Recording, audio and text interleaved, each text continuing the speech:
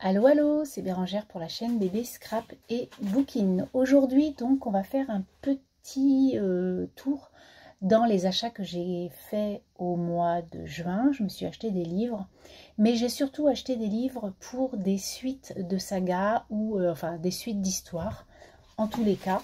Donc du coup, bon, il n'y a pas non plus d'achat compulsif, il y en a quand même 3, voilà.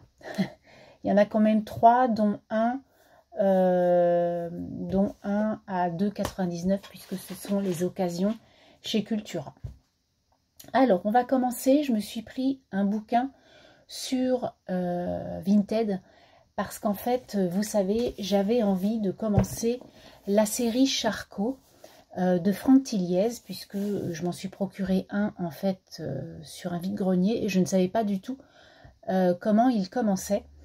Et en fait, il faut savoir que j'ai le tome 1, donc tout le monde m'a dit c'est le tome 1, c'est bon, tu peux commencer. Mais en fait, je suis allée un peu sur des sites de Franck Tilliez, et en fait, il y a un tome 0.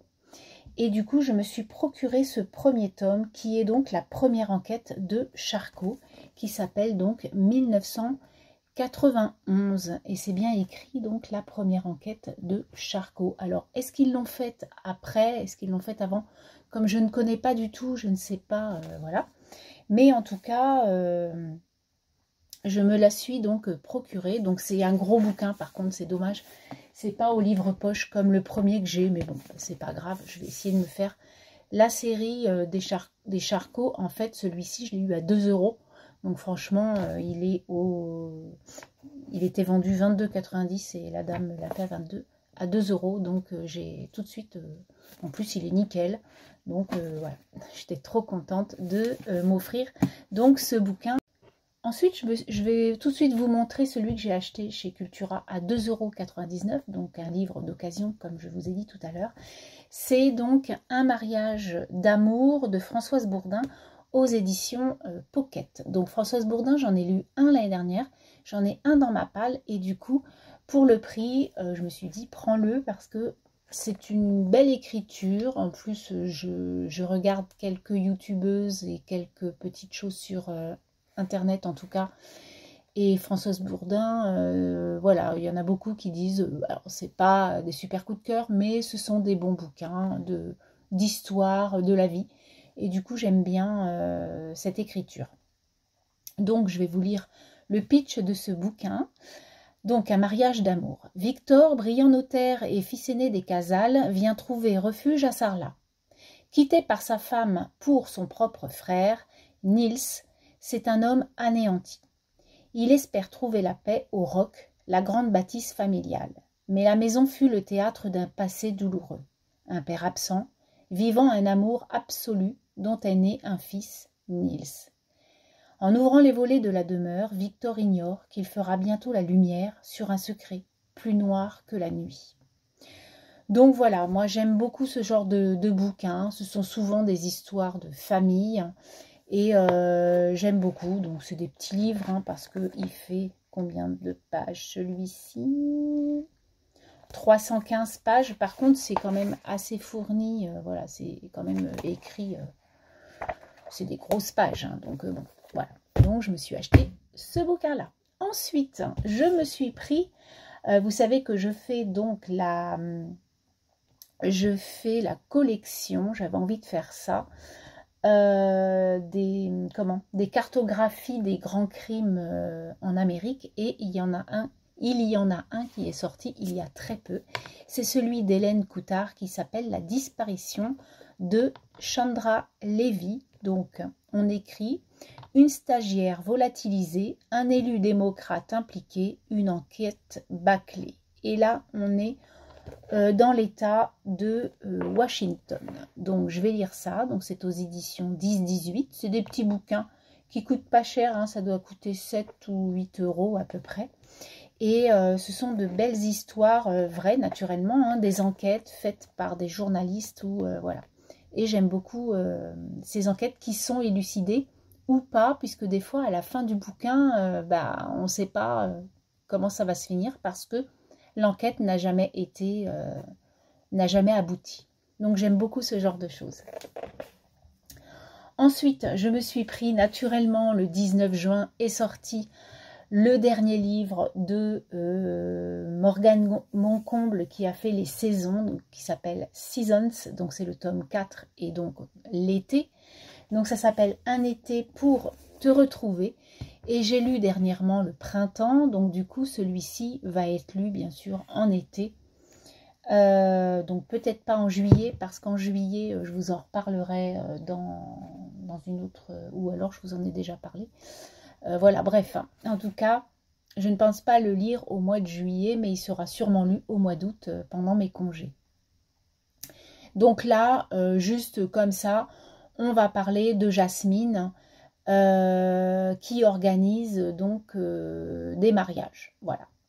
Et du coup, voilà, on va parler d'elle. Apparemment, elle a eu une rupture et en fait, elle voudrait retrouver son amour bon, voilà, ça s'est brisé et elle veut recoller apparemment les morceaux. Même s'il y avait quelqu'un d'autre, elle aimerait retrouver l'amour de sa vie. Donc, on va lire l'histoire de Jasmine. En tout cas, moi, ces bouquins, j'adore. Voilà, j'aime la new romance, donc de toute façon, voilà. Et puis Morgane Moncomble, j'adore. Donc 430 pages à peu près, ce livre-là, donc le dernier de la saga The Seasons de Morgane Moncomble. Ensuite, pareil, je me suis pris, donc celui-ci est sorti au mois de juin. Donc c'est le beau livre collector Captive. Du coup, je m'étais pris les deux premiers, donc naturellement, enfin les deux premiers. Donc Captive, il n'y en a que deux. Mais en fait, il y a un 1,5 qui parle d'un protagoniste. Je vais le lire là au mois de juillet, donc bon, je vous en reparlerai. Qui s'appelle Perfectly Wrong. Et du coup, voilà, c'est l'entre-deux Captive. Donc là, l'auteur, excusez-moi, c'est Sarah Rivens et c'est le tome 2 et le dernier, donc, de Captive. Donc, juste la phrase qui est écrite sur ce livre, c'est « Avant, il voulait te voir morte, maintenant, il pourrait mourir pour toi. » Voilà, donc je l'ai acheté en collector, comme je vous disais, avec donc un joli jaspage. Voilà, j'en achète pas beaucoup des comme ça parce qu'ils sont quand même assez chers, mais j'aime bien en avoir quelques-uns dans ma bibliothèque, je trouve que c'est beau. Voilà, donc je vous dirai tout ça. Alors ça, on aime ou n'aime pas, ce qui est logique, on ne peut pas aimer tout ce que les autres lisent. Moi, j'avais bien aimé le premier, alors c'était pas du tout un coup de cœur, mais bon, j'avais aimé l'histoire, donc voilà, je continue dans ma lancée cette saga.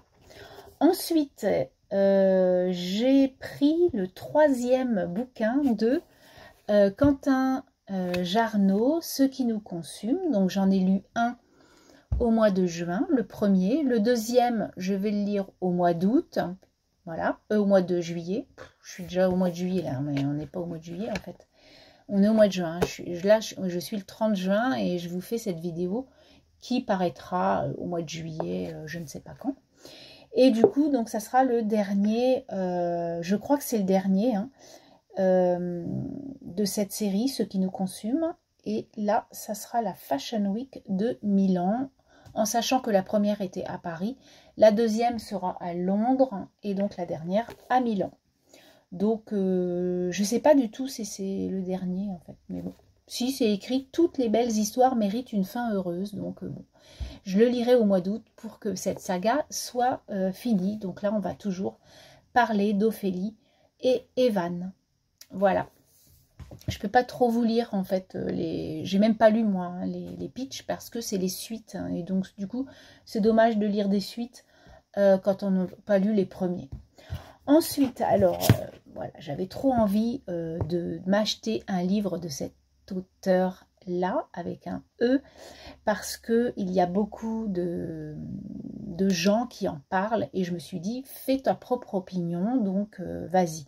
Donc, c'est des phénomènes TikTok, moi je suis assez réseaux sociaux, il faut le savoir, et donc du coup, voilà, ça m'a parlé, en plus, on parle beaucoup, moi, Colleen Hoover, c'est quelqu'un que j'aime bien. Donc, on va parler aujourd'hui d'Emily Henry. et je me suis pris People We Meet on Vacation. Voilà, je me suis pris celui-ci, puisque pas tous ces bouquins ont été traduits en français, mais en tout cas celui-ci, oui. Et du coup, en plus, il est en poche aux éditions Hauteville à 8,95 €. Donc, je me suis pris ce petit bouquin. Je vais vous lire le pitch. Deux meilleurs amis, 10 road trips, une dernière chance de tomber amoureux. Alex et Poppy n'ont absolument rien en commun. Il est grand, calme, aime rester chez lui avec un bon livre.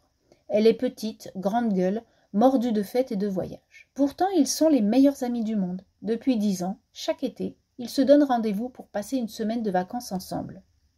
Jusqu'à il y a 2 ans, quand ils ont tout gâché. Coincée dans son train-train quotidien, Poppy ne rêve que d'une chose, retrouver Alex et leur traditionnel road trip estival. Lorsqu'il accepte de repartir avec elle, Poppy sait que c'est sa dernière chance de tout arranger entre eux. Mais après 2 ans de silence radio, peuvent-ils vraiment faire comme si rien ne s'était passé? Donc on dit une échappée drôle, tendre et sincère que l'on aimerait faire durer toute la vie. Et on nous dit aussi que People We Meet on Vacation est un délicieux slow burn à consommer sans modération. Donc voilà, je pense que ça va être une belle histoire entre deux amis qui va peut-être finir en romance. Je ne sais pas du tout en fait. Hein, voilà. Donc moi je trouve ça bien de pas trop savoir non plus. Donc on va voir, ça se trouve, voilà, ils se sont peut-être déchirés il y a 2 ans. Et qu'est-ce qui les a fait ne plus se parler pendant ce laps de temps? Voilà, je ne sais pas du tout. Donc je vous redirai tout ça quand je l'aurai lu. Quand? Je ne sais pas. Et enfin, donc dans une autre, dans une autre vidéo, je vous parlais de ma séquence mimée de juré en fait aux assises. Donc j'ai assisté, j'ai été jurée. Et du coup, il y a un livre qui a été sorti par Claire Géano qui s'appelle La Jurée et qui a été prix des lecteurs. Et je me suis dit, eh bien, j'aimerais bien voir, elle, ce qu'elle en pense. Et puis, c'est une histoire, hein, c'est pas l'affaire d'une jurée avec les affaires. Mais je pense que cette histoire va... voilà, j'avais envie de voir, elle, ce qu'elle en pensait. Donc, en tout cas, je vais vous lire le pitch de ce livre. Excusez-moi, je ne vous ai pas montré donc la couverture. Je l'ai vu sur plusieurs chaînes et du coup, je voulais absolument me le procurer. C'était le dernier. J'ai eu de la peine à le trouver parce que j'y suis allée 3 fois quand même pour trouver ce livre. Donc, je pense que ça doit être un bon livre. Alors, Anna Zeller a été tirée au sort pour devenir jurée aux assises. Une expérience aussi vertigineuse qu'inédite. Appelée à juger un couple au casier vierge dans un procès pour empoisonnement et meurtre, la jeune femme va voir ressurgir son passé. Un passé qui la transporte 20 ans plus tôt, sur une aire de jeu en Bretagne, le jour où Anna Boulanger est devenue Anna Zeller. Les jurés ont 1 semaine pour décider du destin des accusés et s'emparer de leur troublante histoire. C'est aussi le temps qu'il faudra pour que bascule la vie d'Anna. Un premier roman sensible et lumineux sur la quête de vérité, les liens familiaux et les mirages de l'enfance. Donc on nous dit, les apparences se révèlent définitivement trompeuses, brillant. Ça c'est elle qui l'a écrit. Et donc on a Florence Bouchy du monde des livres qui a mis un livre à la construction aussi maîtrisée qu'efficace. Et en fait, voilà pourquoi j'ai acheté ce livre, parce que moi, effectivement, je savais qu'Anna avait des choses de son passé qui ont ressurgi. Et en fait, moi, lors de mes 2 semaines aux assises, en fait, c'est pareil. Il y a une affaire sur les 3 affaires qui m'a fait ressurgir, en fait, de mon passé. Quelque chose qui s'est produit, en fait, dans ma vie. Il y a, donc c'était en l'an 2000, exactement. Donc ça fait 24 ans. Et dans ma tête, ça, voilà, ça, on n'est pas indemne, on ne sort pas indemne de ce genre de choses. Et effectivement, ça fait ressurgir des choses de son passé. Et du coup, je me suis dit, ben voilà, j'aimerais connaître la vie d'Anna, ce qu'il y a eu, ce qui s'est passé. Donc là, bon, ça n'a rien à voir parce que c'est un roman. Moi, c'est ma vraie vie. Mais voilà, c'est Je pense que ça va être très intéressant et je voulais absolument avoir ce bouquin dans ma bibliothèque, dans ma palle, et j'aimerais le lire le plus vite possible. Voilà donc les livres, hop, que je me suis achetés. Ils sont carrément tous à l'envers, donc je vais les remettre à l'endroit comme à chaque fois.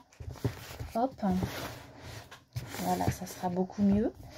Et puis, bah voilà quoi, je me suis encore racheté trop de livres en fait. Et je ne sais pas si un jour cette pile à lire va vraiment baisser. J'y arrive pas. Parce qu'il y a toujours des suites, il y a toujours des livres. Et encore, je me suis abstenue parce qu'il y a beaucoup de livres. Là, il y a un livre d'Adèle Adèle Bréau que je veux absolument acheter. C'est par rapport à sa grand-mère qui s'appelait donc Minnie Grégoire. Donc moi, je connais, enfin je connais. J'entends ma mère et ma grand-mère parler de Minnie Grégoire, cette femme féministe, etc., qui était à la radio chez RTL. Et en fait, c'est la grand-mère d'Adèle Bréau. Merci Jacqueline de me l'avoir dit parce que je ne savais pas du tout que c'était sa grand-mère. Donc du coup, quand tu me l'as mis sous mon post du mois dernier, je suis allée voir. Et du coup, je suis vraiment très très pressée d'acheter ce livre, je pense ce mois-ci, pour me faire une idée sur ce bouquin. Adèle Bréau, j'avais lu, si vous vous rappelez, Les Frangines, que j'avais vraiment beaucoup aimé. C'était une très très jolie histoire sur une fratrie, une famille, hein, et voilà. Donc je pense que je vais aimer aussi le livre d'Adèle Bréau sur sa grand-mère. Je ne sais plus vraiment le titre, mais enfin, la première de couve, c'est un transistor, voilà, et il est sorti en poche il n'y a pas longtemps. Donc je vais essayer de me procurer ça. Sur ce, je vais vous laisser, je vous souhaite une belle journée, une belle semaine, et puis surtout, de belles lectures à vous. Allez, bye bye.